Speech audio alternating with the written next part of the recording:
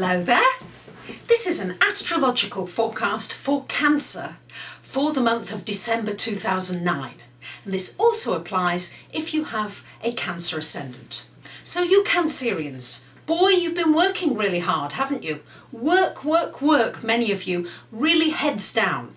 And for this month, at least for the first 2 or 3 weeks of the month, we've got Sun, Mercury and Venus in your 6th house of work and service. So many of you need to shine a light right now on your health. What do you need to change? Do you need to change your diet? Do you need to improve your health? You do need to look at your health, Cancerians. Nothing to frighten you. When the Sun and Venus are there, this is a great time to do anything nice for your body. Maybe have a massage. Also, it's a great time for those of you that like animals. It's a great time for doing something nice for your animal, or even maybe getting a new animal, another animal, particularly with Venus there. This shows a love of potentially animals, for those of you that are animal lovers. I know many of you will not be. Now as well, it's also a time for shining a light on your work area, for shining a light on the practices that go on in your work area. Do things need to change? Do there need to be different orders, different routines, different ways that things are done? With Mercury there, as long as you don't get into an argument, this is a good time to actually speak out about what it is that you're wanting and how the changes are that you want to see. With Venus there as well, Venus supports you in making yourself understood and having people really feel warmly towards you.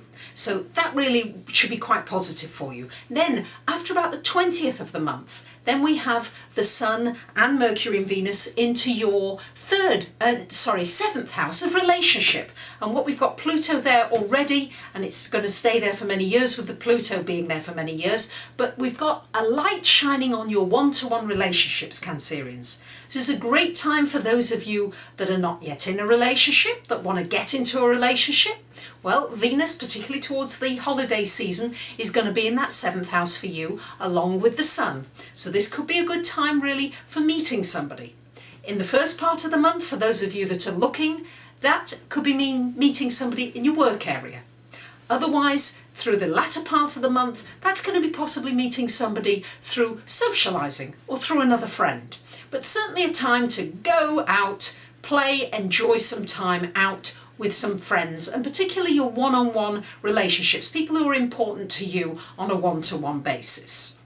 We've also got Jupiter, Neptune in your 8th house still going on, and it's coming to that culmination on the 21st of December where we have that exact conjunction. So do make sure, Cancerians, that you're not fooling yourself as far as any joint financial projects are concerned, as far as anything connecting with your finances is concerned. Make sure that you've got things on paper.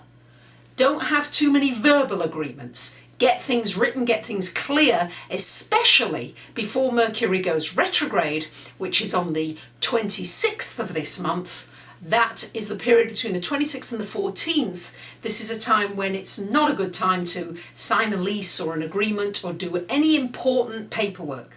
It is a good time, however, for completing anything that needed to be completed. Something that's been outstanding for a long time is a great time to actually complete during that Mercury retrograde. So there may be some paperwork, something that needed to be completed.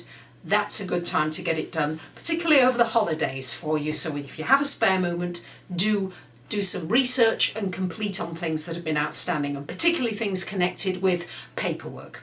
Try not to upload new software onto your computer during the retrograde. Very important other aspect I need to talk to you about, Cancerians, is the fact that Mars goes retrograde on the 20th of December until the 10th of January of 2010. This happens only every 2 years and 2 months, so it doesn't happen very often, but when it happens, it can mean for you particularly it's in your 2nd house of finance and money.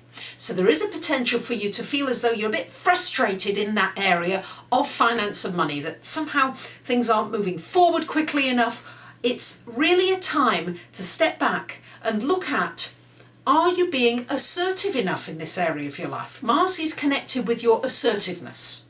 Are you being victimised? Is somebody taking advantage of you in connection with your finances? Are you just angry with somebody connected with the finances? Do you feel disempowered financially? Is something triggering you emotionally? Mars is about all these issues. And while Mars is retrograde, this is not a negative time, potentially, as long as you're not pushing forward too hard with this financial area and pushing and then feeling frustrated, because that's what happens with Mars. As long as you internalize this energy and take the time out to say, well, what's really annoying me here? Where am I feeling disempowered, particularly connected with finance and money? And what are the actions I need to take? Now, during the retrograde, you plot your course of action. Once it goes direct after that, then you take your action. So really use this time to internalize and to understand the patterns within you about what triggers you to anger and to feeling disempowered and impotent in your life.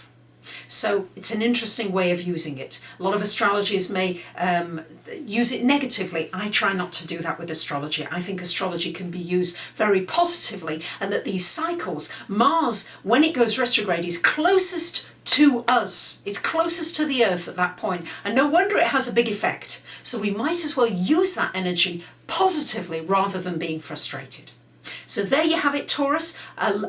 Taurus, Cancer. Do forgive me. Cancerians. There you have it. A lot of focus on your work and service. How can you serve? How can you contribute? And also on your one-to-one relationships. Don't forget those retrogrades. And I wish all of you a really happy month and a very happy, healthy and prosperous 2010. For those of you that are interested in having your own reading done, a personal reading, maybe you'd like to buy one as a gift for somebody over the holidays, or your own reading, there is my website for a little more information. So I wish you all really well, and I thank you so much for listening. Bye for now.